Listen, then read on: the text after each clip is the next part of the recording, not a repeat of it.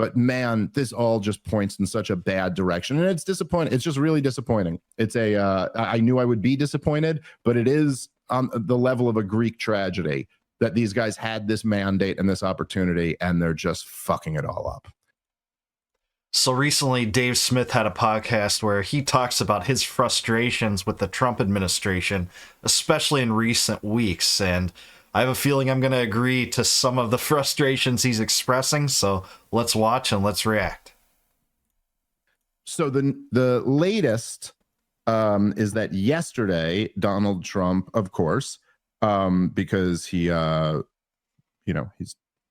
Trump, he threatened to bomb Iran.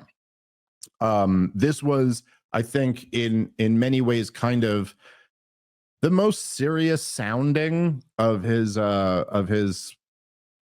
constant need to flirt with yet another disastrous war in the Middle East, and coincidentally, the only war that hasn't been checked off of the clean break foreign policy of the what has become the famous 7 wars in 5 years that 4-star General Wesley Clark, the supreme leader of the NATO allies, that he himself said that he saw the plans for, that we were going to have 7 wars in 5 years.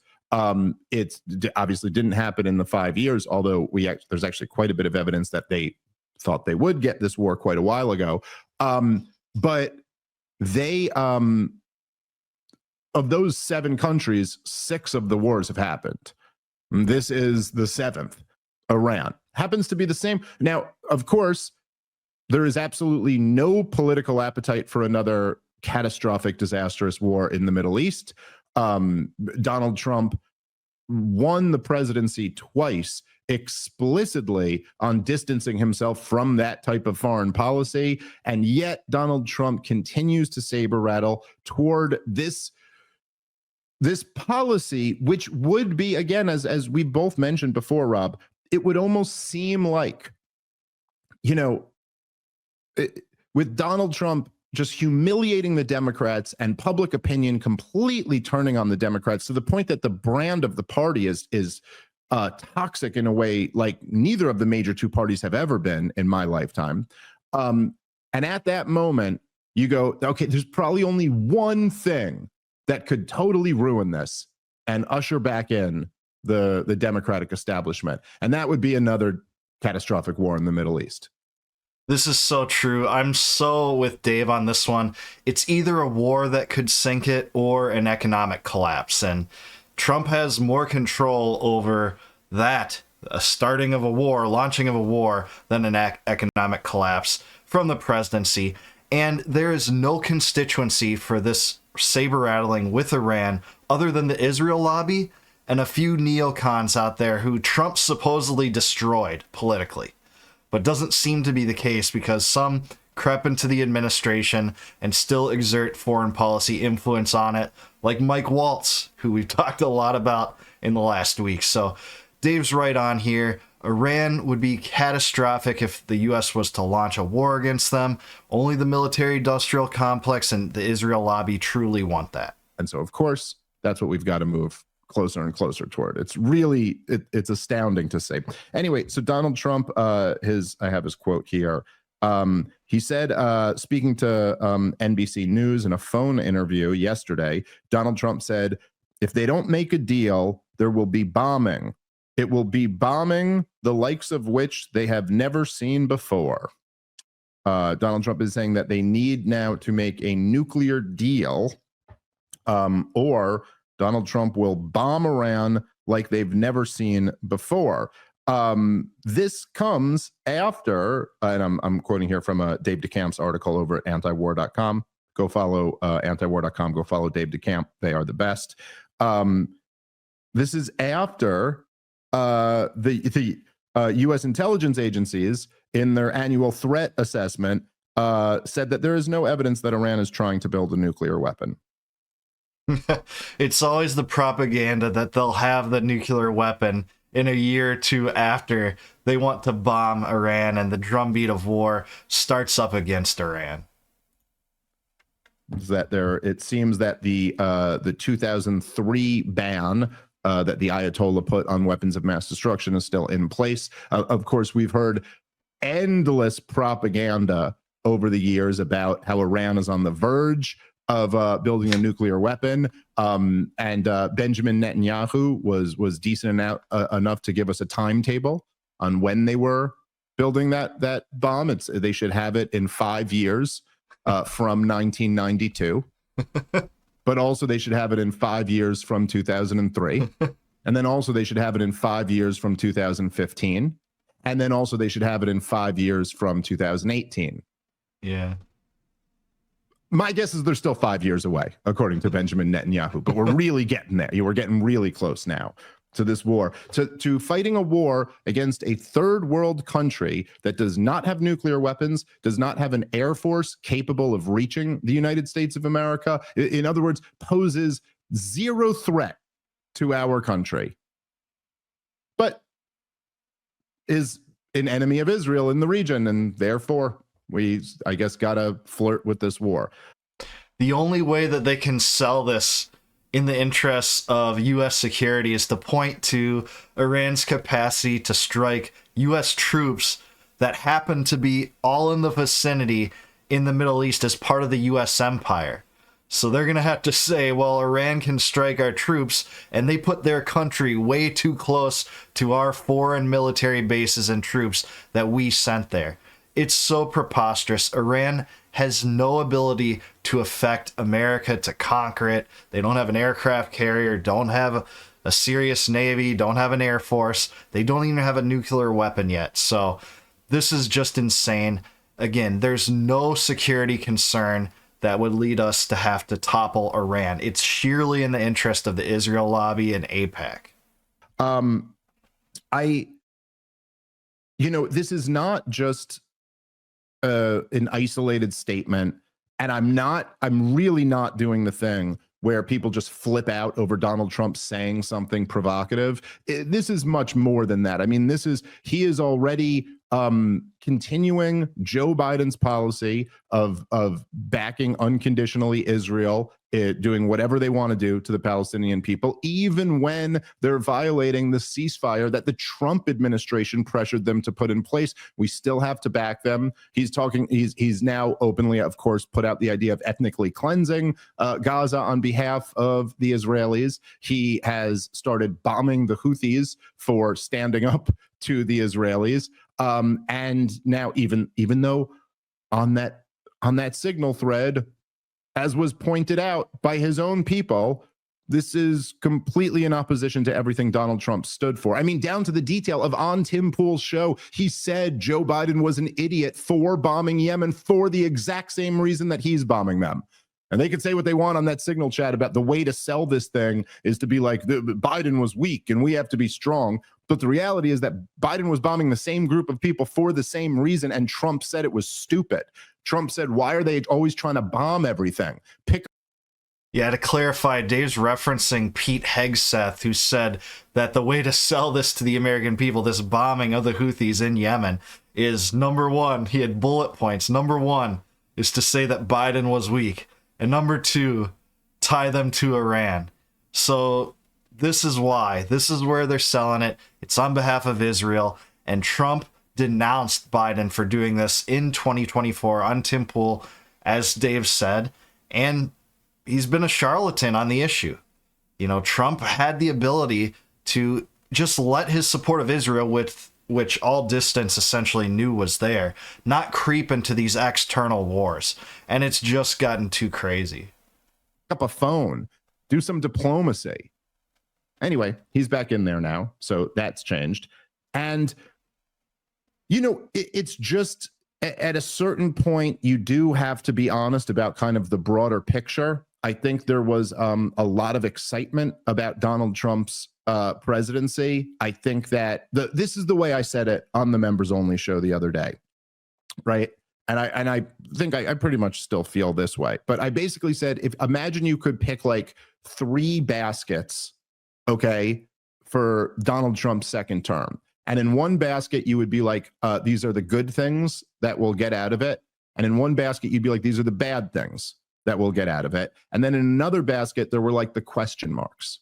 maybe this could go good. Maybe this could, and we've gotten, I think we kind of knew, like, I think I talked about this, the episode that I said I was going to support him. We knew what a lot of the bad things were. We knew he's terrible on Israel. He really doesn't get it on foreign policy. He really, you know what I mean? Like, is just awful on that stuff. On the positive sides, you were like, he's much better on Ukraine. He's much better, like a real improvement from the Biden administration. And then, of course, in the positives was that he dealt a just enormous blow to the corporate media. The way I said it was, I think in 2016, he destroyed the Republican establishment. And in 2024, he destroyed the Democratic establishment. He was a reset in a lot of ways in American politics, or maybe not a reset, but like a massive, like if it was a snow globe, you just grabbed it and shook it up. Everything's different now. I think this is a very nuanced and appropriate view of Trump leading into that election for sure. And I didn't support him either. But I think in hindsight, he's actually a little bit worse on Ukraine than I think a lot of us thought he was at that time. Because, again, Zelensky waltzed into the White House and acted like he owned the entire U.S. Treasury. And Trump basically destroyed him in front of everyone, in front of the cameras and the media. And he was able to shut off aid to Ukraine, and he would have had the political capital to keep it there shut off, but he couldn't resist restoring it several days later, and now we're back to square one, and Trump's talking about sanctioning Russia and how, Putin's a villain, and it doesn't seem like diplomacy's on the table really anymore, at least now, and that's horrific. It also, just culturally, I think there was something very important about the Trump victory. But then there were these baskets of question marks. And, as Donald Trump was actually putting Kash Patel to head the FBI, at least attempting to put Matt Gaetz at the Justice Department, was putting Tulsi in charge of the intelligence community, there was this question mark that started to get raised that was like, hey, maybe the guy learned something. And maybe because he's been so burned by this system, he's actually in a different mindset now. Maybe he's actually like going to be doing some really good things. I think that was completely reasonable to think, 2 weeks in, or even when he started announcing many of his cabinet picks. Some of them were garbage. We talked about it before. Rubio and Waltz and Ratcliffe were terrible. But when he started picking, Bhattacharya and Patel, that one came later, and Tulsi and RFK, a lot of people thought like this, he actually is trying to disrupt DC to an extent he never did before in his first administration. So it wouldn't have been unreasonable, I think, to believe that at the time. That are better than what we could have hoped for. I gotta say, at this point, I think those question marks have been answered, and all in the negative, just all bad. Like you got a guy out here who is telling his people to primary Thomas Massie and telling them to support Lindsey Graham. Doesn't that say it all? Let that one sink in. That is just astonishing. Tell me that. I mean, that just tells you the man has learned nothing. He's learned fucking nothing. He is no better than he was the first time, and like, obviously in some ways it'd be easier for me if he had, but I'm sorry. I can't bullshit about this. Like, come on. You're flirting with another war for Iran. You're completely unwilling to stand up to these Israelis on anything. You're now even sabotaging your own legacy and your own administration just to do their bidding. What can you say about this? As I mentioned, and for those of you who did watch the members only show, I won't be on the same rant for too much longer, but there's, when you finally have a real mandate from the people for mass deportations, it is now overwhelmingly popular with the American people to have mass deportations. That's how much Joe Biden overstepped. That's how much he fucked up, that now it's actually popular to have mass deportations. And so what do? Well, let's wait into the most controversial issue and deport people who are here legally for the crime of writing an op-ed against the Israeli government. Like, what? Like if you wanted to sabotage the deportation process, I couldn't think of a better way to do that. Hey, okay, what do we got? 30 to 50 million illegals in the country. Let's send 200 to the most brutal jail in El Salvador with zero due process. What's that going to do? Lead to mass deportations or sabotage the public interest in them? I couldn't agree more with Dave here. You know, one of the biggest campaign issues that came up was free speech concerns, and how, you know, some of the leading Democrats were talking about how, well, the internet needed to be policed more such that, you know, we could safeguard against disinformation. But it turns out that the Trump administration is far more trepidatious about guarding against criticism of Israel than really the Biden administration displayed it many times. Now they did, I mean, the FBI and the CIA, they got their hands into the social media and things like that. But I mean, this is certainly seems to be like a sabotage maneuver that would halt the impetus to be able to conduct any of the mass deportations that Trump wants, saying nothing about whether or not you support them or not.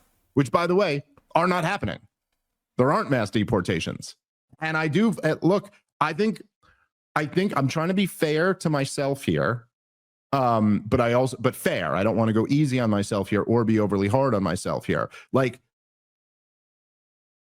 I think I did lay this out as I was saying I'm going to support Donald Trump. Like, I was like, look, he's going to disappoint. He's going to be bad on this. But at least we get some positives that we don't get if Kamala Harris wins.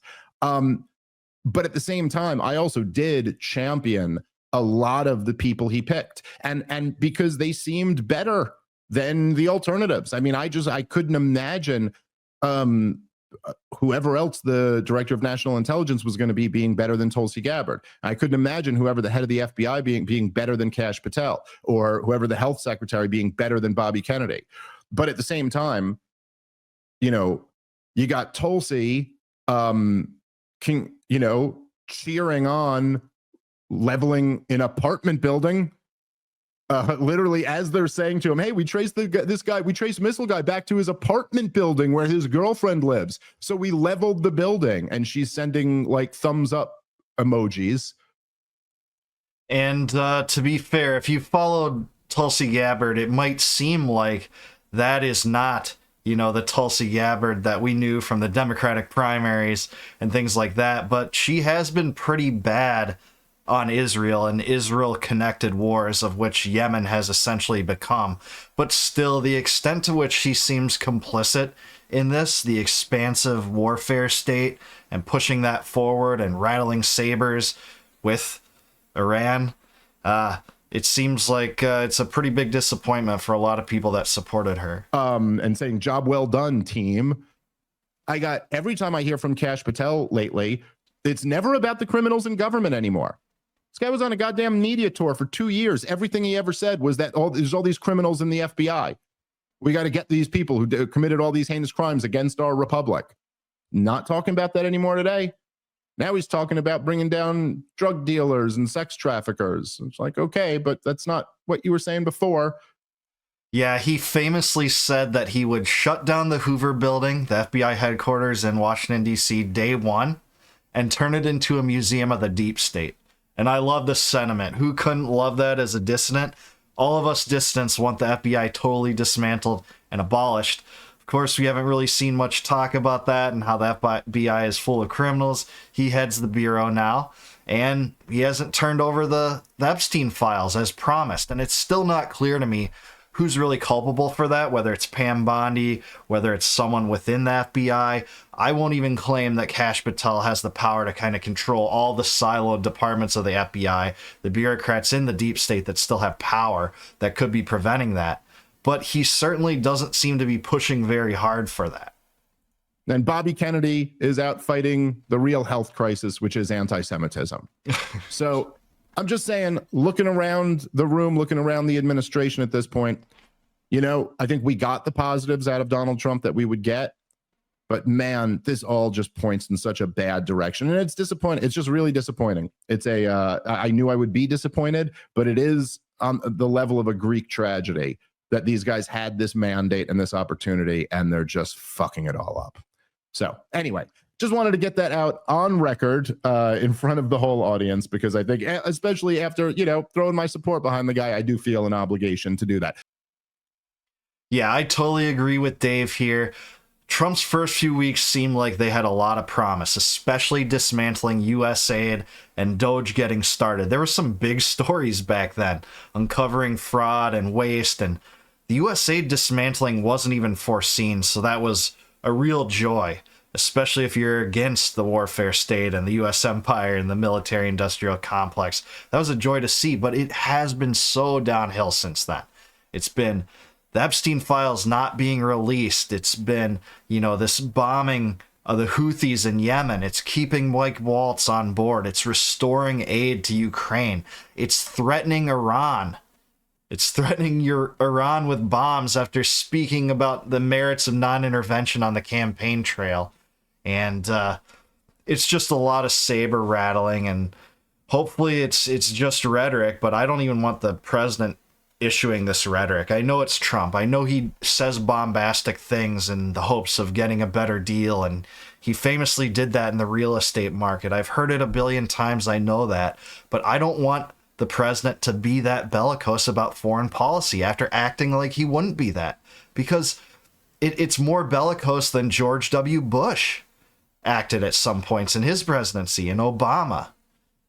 And man, there's been a lot of negative developments lately, but the trajectory can still change. If there's a peace struck in Ukraine with Russia, that'd be a huge deal.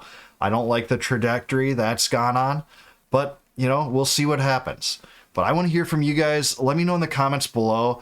Has Trump been a major disappointment compared to your expectations?